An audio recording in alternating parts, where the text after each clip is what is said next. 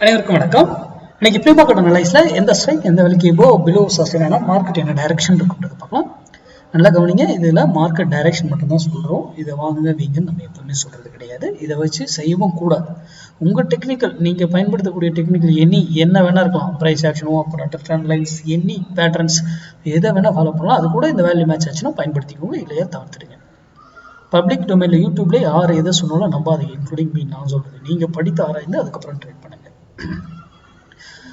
நம்ம நிறைய பேர் கிளாஸஸ் இதெல்லாம் கேட்டுருக்கீங்க. நான் கூடிய விரைவில் அடுத்த பேட்ச் நான் டைம் சொல்கிறேங்க. ஓகேங்களா?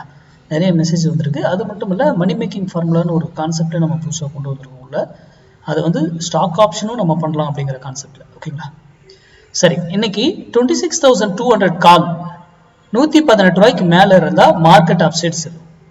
அதே 26,200 கால் 118 ரூபாய்க்கு கீழே பிலோவில் இருந்தால் மார்க்கெட் வந்து டவுன் சைட் செல்லும். அப்போ இந்த விலை வரும்போது நீங்க டிசைட் பண்ணுங்க. இந்த இடத்துல வரும்பொழுது மார்க்கெட் அப்பா டவுனா அப்படிங்கறத டிசைட் பண்ணுங்க. அதுல ஃபால்ஸாகவும் இருக்கலாம். கீழே இருப்பாங்க டக்குன்னு நேற்று சொல்லியிருந்தேன், ஃபால்ஸுங்க நேற்று அது கீழே இருந்தது ஃபுல்லா அப்படிங்கிறது. அதெல்லாம் ஏன் அப்படிங்கிறத நீங்க கண்டுபிடிக்கணும்.